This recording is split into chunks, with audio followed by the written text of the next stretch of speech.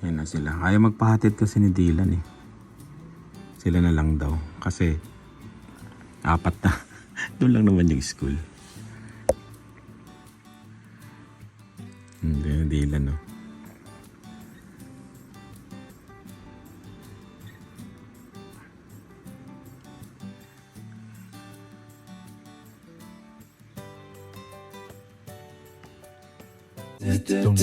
Oh, Sunday. Oh, Monday. Oh, Tuesday. Oh, Wednesday. Oh, Thursday. Oh. Yun. Alis kami ngayon ni Lani. Nasa school yung mga bata. Siyempre, alam nyo naman bakit nandito ako kasi anong offset? Naka-live ako. Dami kong live eh. Nanonood kami ng ano ba to? Yung vlog ng Life with the Coronels. Pakinggan nyo yung presyo ah. Eh.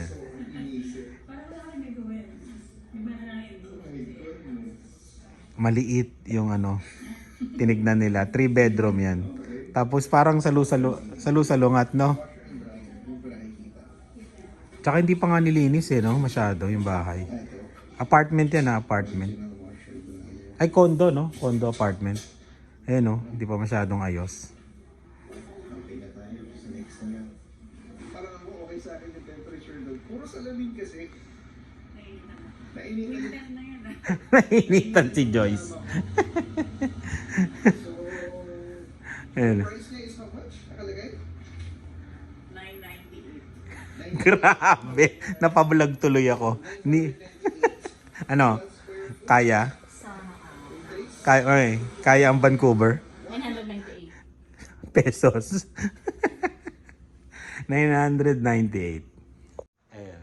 $998,000 yung condo apartment na tinignan nila. Ganun pa itsura, di ba? Ganyan kamahal sa Vancouver. Grabe. Dito, yung 998 mo. Wala tayong 998 dito. Meron dun sa pang mayaman. Sa Greens. Ayan. Yung mga milyon, yung mga tinitingnan natin 1.4. Oo, di ba? Ayan. Yung 998 mo, dalawa na yon na maganda, na mga tagpo 450. Ayan, 475 bago na yun, single detached. Ayan. Grabe, no? Mapapaisip ka talaga sa Vancouver. Ayan. Panoorin pa natin. Marami yata silang tinignan ng bahay eh. Alis na sana kami kasi ito may sinalang na damit. Tapos na ba? Hindi pa. Ayun. Paalis na kami. Nagsalang pa sa sa washing machine eh. Ida-dryer mo ba yan? Hindi, ilalagay ko lang sa dryer tapos ilalagay ko isang yung mga kumot ng dalawa. Ayan. Panoorin muna namin to. Tong house hunting nila. Yung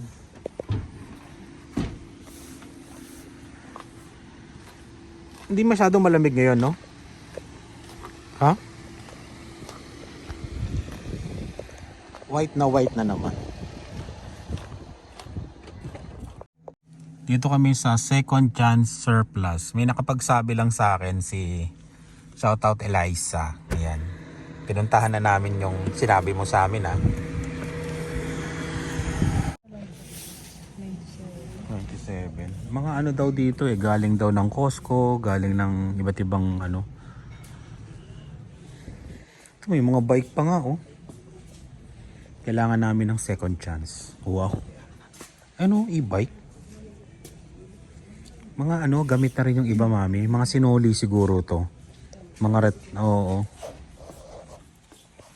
Mga return, no? Ang ganda itong upuan na to. 139. Magkano yan? Ay, ito yung sa Costco. Diba? Sa Costco yan, Oo. Pero parang parang mas okay pa sa Costco Kasi parang mas mura sa Costco yun eh.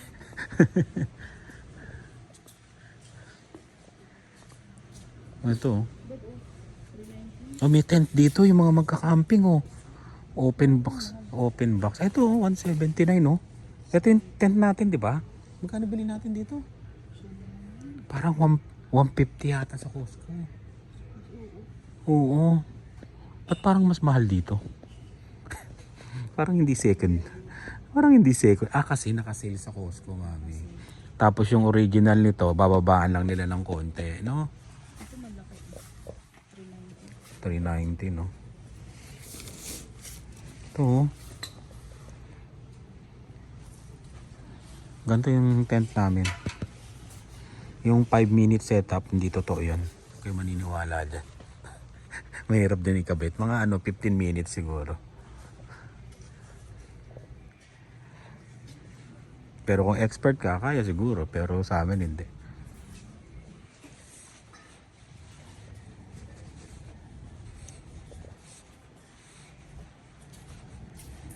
May mga may mga maleta. May maleta, oh. 271. Parang mahal pa. 95 to. Biyahe pa naman ako ng Toronto. Nakita-kita tayo sa Toronto, ah. Sa February. First week na pala. February 7. 7 to 10. Nandun ako sa Toronto. O, February. Gawin nyo ng February 8. 8 to 10 nandun ako sa Toronto. $95. Ayan. Ayan, may kutsilyo pa eh, no? May kasamang ganito. May gunting po. Wala, 140. Parang 140. oh, mga galing Costco nga, Kirkland, oh.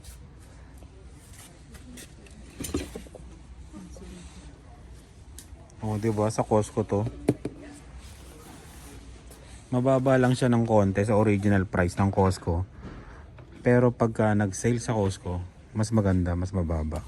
Ah, maganda to. Itong basura na to.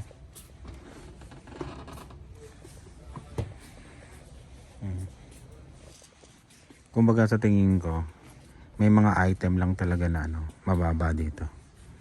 Kaya kailangan magaling ka rin talaga maghanap-hanap. Ito, magkano kutsyon? 249 tsaka 199. Yung presyo nila 199.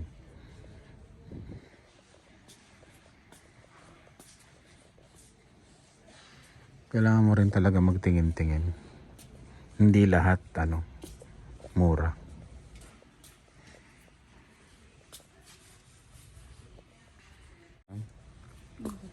Ang 31. Mahal naman yan. Parang mahal. Ito kami oh. Yung pang tingnan mo magkano. Walang presyo. Ayan, magkano? Magkano? 47. Ayan sa Costco yan, di ba? 47. 60 nga. Oh, tama. 60 sa Costco yan, mami. Ay, ito, mura to. Ito, 49, no? Ah, 49, mami. 50. Pero mas bagong design yata to. Ayan, no? Oh, mas mura. Ito, ayan, mas mura. Depende talaga sa sa produkto.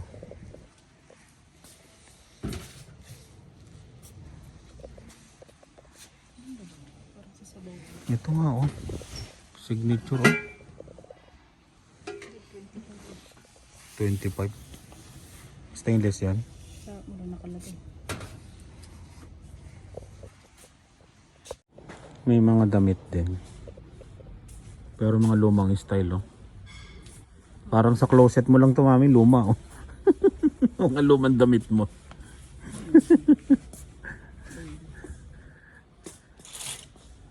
Ayan. Oh, ito maganda, oh. 399. Kapagawa ka ng kusina. Lababo. Ano? Kasi pa rin sa Costco mga binabalik. Oo, mga return to, malamang sa Costco. Sila na naman, binibili na nila, no? O kaya binibenta na lang ng sale sa kanila.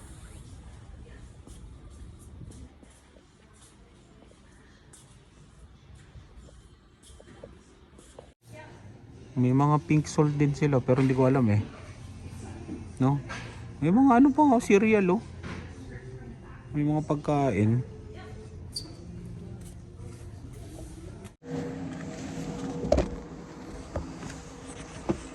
Yung ano siya? Mga ano siya yung kailangan mo lang ano hindi second one ano siya yung mga parang pang sinoli yata sa mga Costco ganun. Pumasok yung amin ng sigarilyo. Oo ano.